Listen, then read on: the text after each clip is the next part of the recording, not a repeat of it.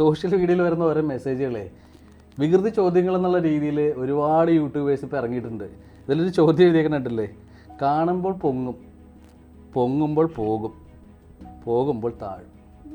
Complete ദ്വയാർത്ഥ പ്രയോഗങ്ങളാണ് ശരിക്കും പറഞ്ഞാൽ. ഒരു മീഡിയ റീച്ച് കൂട്ടാനായിട്ട് ഒരു എന്താ പറയുക, ഒരു കാണുന്ന ആൾക്കാരുടെ അല്ലെങ്കിൽ കേൾക്കുന്ന ആൾക്കാരുടെ ആ ഒരു മുറയിലിനെ അവൻ്റെ ഒരു സ്വകാര്യതയെ തന്നെ ക്വസ്റ്റ്യൻ ചെയ്യുന്ന രീതിയിൽ ഇങ്ങനെ ഊള കമൻറ്റുകളായിട്ട് ഒരുപാട് ആൾക്കാർ രംഗപ്രവേശനം ചെയ്തിട്ടുണ്ട്.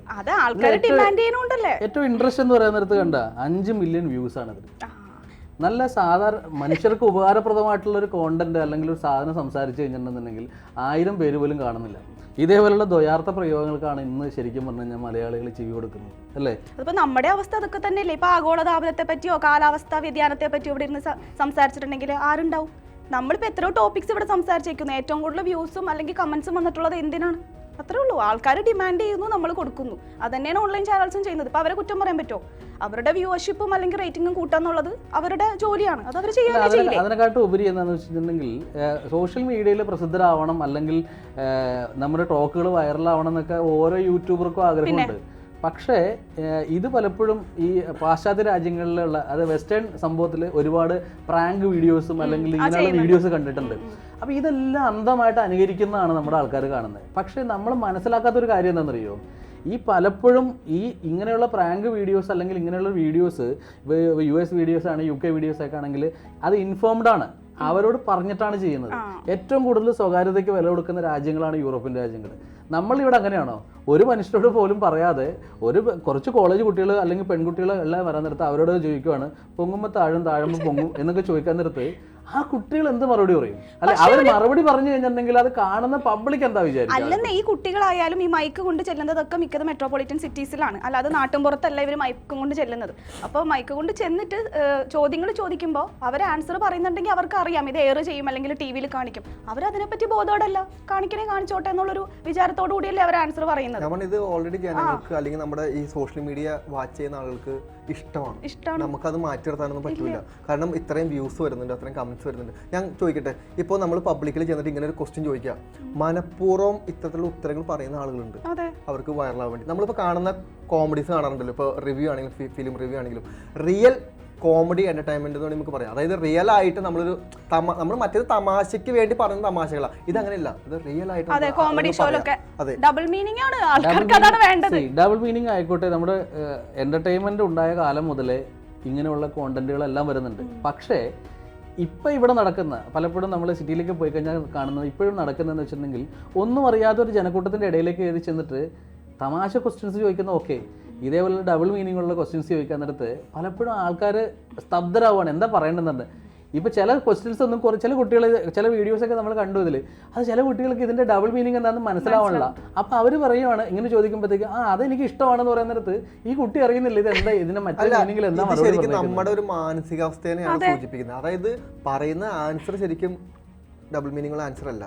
പക്ഷെ നമ്മൾ അതിനെ കോട്ട് ചെയ്യുന്നത് ഇതെന്തൊരു സെക്ഷൽ ക്വസ്റ്റ്യൻ ആണെന്നുള്ള രീതിയിലാണ് നമ്മൾ ആദ്യം വിചാരിക്കുന്നത്. പറഞ്ഞു വരുമ്പോൾ അതല്ല ശരിക്കും ആയി വരുന്നത്. ശരിക്കും ഇത് നമ്മുടെ മാനസികാവസ്ഥയാണ് ഇവർ വിൽക്കുന്നത്. ഞാൻ കാര്യം ചോദിക്കട്ടെ, പഴയ സിനിമകളിൽ ഇതില്ലേ? ഉണ്ട്. അതിന് മുന്നത്തെ കുറച്ചുകൂടി പഴയ സിനിമകളിൽ പോയി കഴിഞ്ഞാൽ ഇത് ഡയറക്റ്റ് ആണ്. അത് കഴിഞ്ഞൊരു കാലഘട്ടം കഴിഞ്ഞപ്പോൾ ഇത് ഇൻഡയറക്റ്റ് ആയിട്ട് മാറി. ഇപ്പോൾ അത് മറ്റൊരു രീതിയിലായി. ഇപ്പൊ ഡയറക്റ്റോ അല്ല ഇൻഡയറക്റ്റോ അല്ല, ക്വസ്റ്റ്യൻസ് കറക്റ്റ് ആണ്, ആൻസറും പിന്നെ ഒരു വ്യത്യാസമുണ്ട്.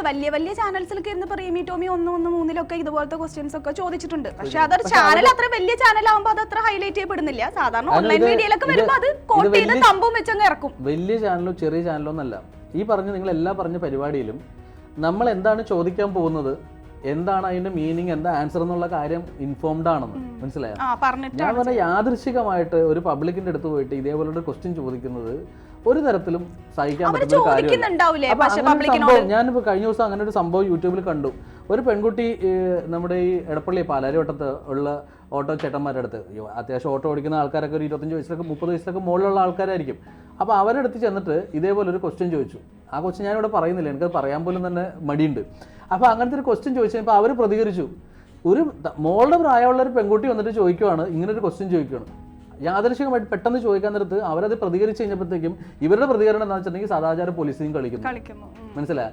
ഇത് സദാചാര പോലീസ് കളിക്കാനാണോ അല്ലയാണോ ഈ കുട്ടി വന്ന് ചോദിക്കാൻ നേരത്ത് ഇവർക്ക് ഉണ്ടാകുന്ന ഒരു ഫീലിങ്സ് അത് മനസ്സിലാക്കുന്നില്ലല്ലോ ആൾക്കാർ. അല്ലെങ്കിൽ നമ്മൾ അവരോട് പറയണം, കേട്ടാ തമാശ പരിപാടിയാണ് നടത്താൻ പോകുന്നത്, ഞങ്ങൾ ഇങ്ങനെ 2-3 തമാശ ക്വസ്റ്റ്യൻ ചോദിക്കും, അതിന്റെ സെൻസിൽ എടുത്താൽ മതി എന്ന് ചോദിക്കണം. അങ്ങനെയാണെങ്കിൽ ഓക്കെ. ഇനി ഏറ്റവും രസം എന്ന് വെച്ചിട്ടുണ്ടെങ്കിൽ സദാചാരം എന്ന് പറഞ്ഞിട്ട് ഇവര് ചീത്ത പറഞ്ഞ ശേഷം ഇവര് തമ്മിൽ ഉടക്കായി കഴിഞ്ഞപ്പോഴത്തേക്ക് ഈ പെൺകുട്ടിയുടെ വായിന്ന് വരുന്ന തെറിയൊക്കെ കേട്ടിട്ട് യാതൊരുവിധ സദാചാരവും ഇല്ല.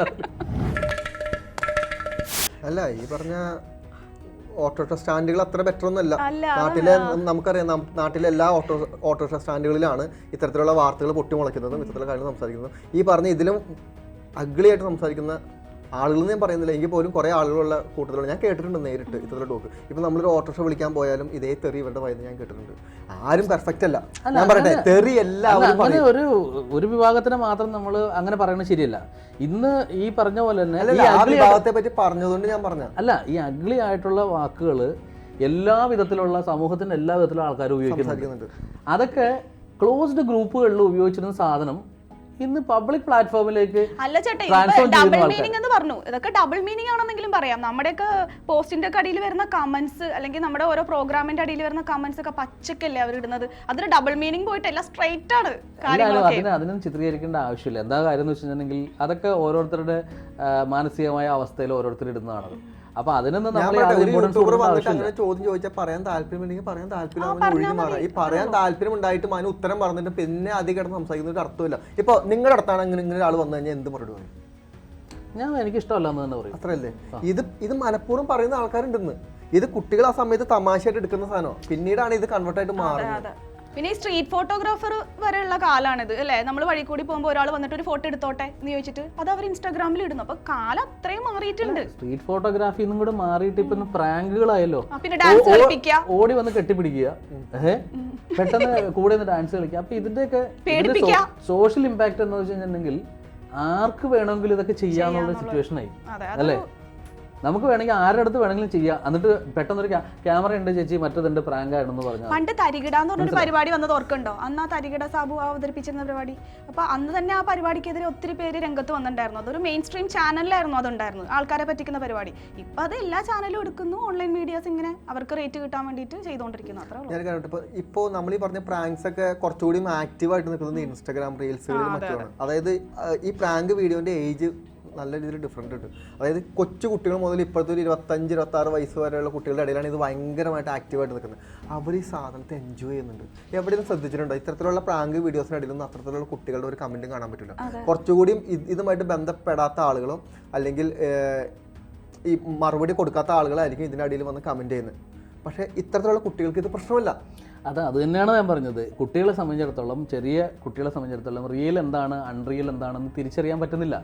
എന്തിന് കുറേ പ്രായമുള്ള ആൾക്കാർ ഇത് കമൻറ്റ് ചെയ്യുന്നു എന്ന് വെച്ചിട്ടുണ്ടെങ്കിൽ അതിനിപ്പോൾ അമ്മാവൻ സിൻഡ്രോം എന്ന് പറഞ്ഞ് കളിയാക്കിയിട്ട് കാര്യമില്ല. ഇന്ന് പ്രാങ്ക് ചെയ്യുന്നതിൻ്റെ പേരിൽ ഒരു കുട്ടീനെ തട്ടിക്കൊണ്ട് പോകണമെന്നുണ്ടെങ്കിൽ അത് പ്രാങ്കായിട്ട് ചിത്രീകരിച്ച് ഈസി ആയിട്ട് ചെയ്യാം അല്ലേ?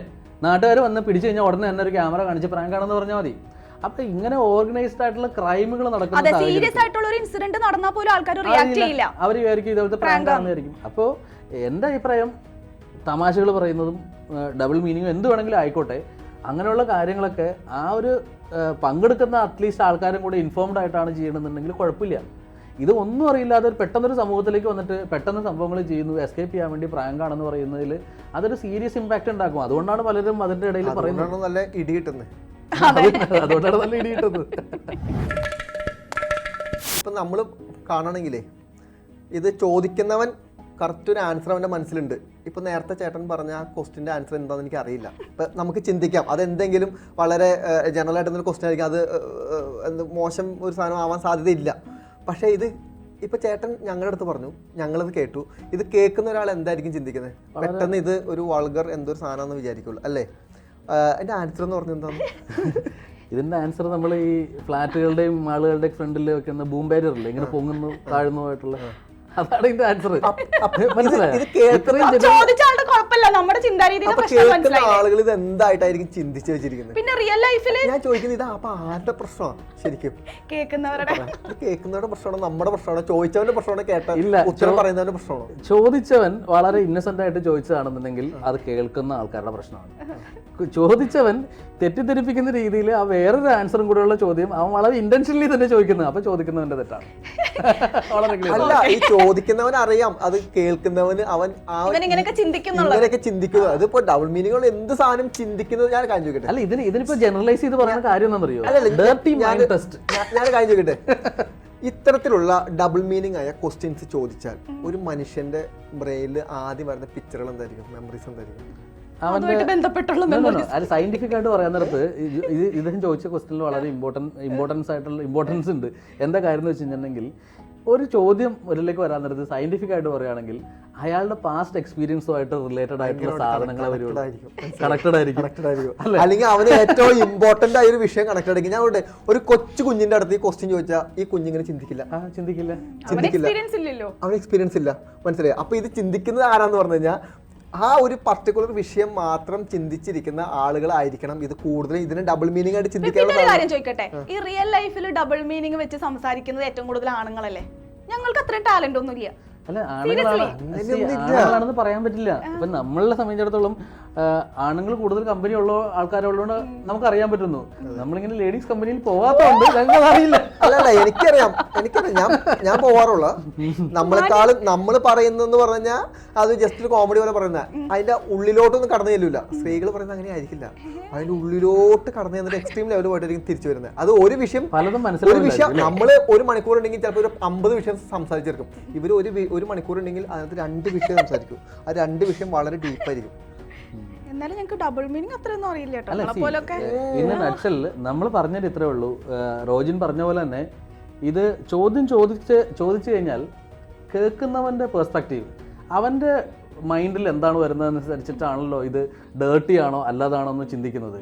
പക്ഷെ അതേപോലെ നമ്മൾ സംസാരിക്കുന്നത് എന്താണ്, ഈ ക്വസ്റ്റ്യൻ ആൻസറിൻ്റെ കാര്യമല്ല, വളരെ ഇൻറ്റൻഷനലി ആൾക്കാരെ കൊണ്ട് മോശമെന്ന് തോന്നിപ്പിക്കുന്നതും എന്നാൽ അബദ്ധങ്ങൾ പറ്റുന്നതുമായിട്ടുള്ള ക്വസ്റ്റ്യൻസ് ചോദിച്ച് റീച്ച് കൂട്ടാനും കാര്യങ്ങളൊക്കെ ശ്രമിക്കുന്ന ആൾക്കാരുടെ ഒരു മാനസിക വികൃതത്തെ കുറിച്ച് മാത്രമാണ്. ഫോർ എക്സാമ്പിൾ നമ്മൾ തന്നെ ഇപ്പൊ റീച്ച് കൂട്ടാനല്ല ഇതൊന്നും ഇവിടെ ഇരുന്ന് സംസാരിക്കുന്നത്, പക്ഷെ ഇതിന്റെ ഇടയിൽ വരാൻ ഡബിൾ മീനിങ്ങും ഡബിൾ മീനിങ് ആയ വീഡിയോസ് കാണുമ്പോൾ നമുക്ക് കിട്ടുന്ന സന്തോഷം എന്താ നിങ്ങളൊന്ന് പറയാമോ?